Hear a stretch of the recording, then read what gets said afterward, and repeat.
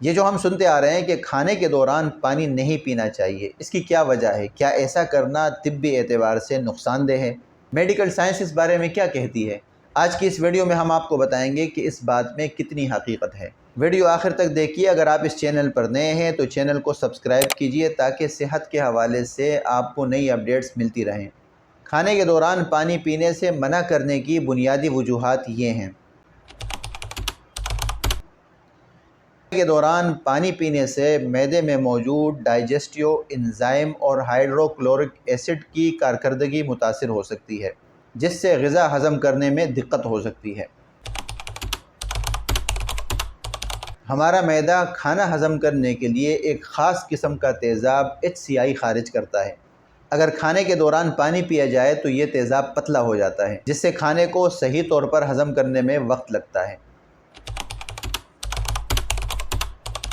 کھانے کے دوران پانی پینے سے معدہ زیادہ پھول سکتا ہے، جس سے گیس اور بدہضمی کی شکایت ہو سکتی ہے۔ تحقیقات کے مطابق کھانا کھانے کے دوران پانی پینے سے انسولین کا لیول بڑھ سکتا ہے، جو شوگر کے مریضوں کے لیے نقصان دہ ہو سکتا ہے۔ اگر کھانے کے دوران زیادہ پانی پیا جائے تو کھانے کو جلدی چبانے کی عادت کم ہو جاتی ہے اور ہم زیادہ کھا لیتے ہیں، جو وزن بڑھنے کا سبب بنتا ہے۔ تو سوال یہ ہے کہ پانی کب پینا چاہیے؟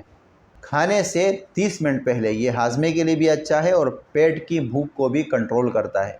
کھانا کھانے کے 30 منٹ یا 45 منٹ کے بعد اس وقت کھانا اچھی طریقے سے ہضم ہو چکا ہوتا ہے اور یہ پانی ہمارے لیے فائدہ مند ہوتا ہے۔ اور اگر کھانا کھانے کے دوران زیادہ پیاس لگے تو ایک آدھ گھونٹ پینے سے کوئی نقصان نہیں ہوتا، لیکن زیادہ پانی پینے سے پرہیز کرنا چاہیے۔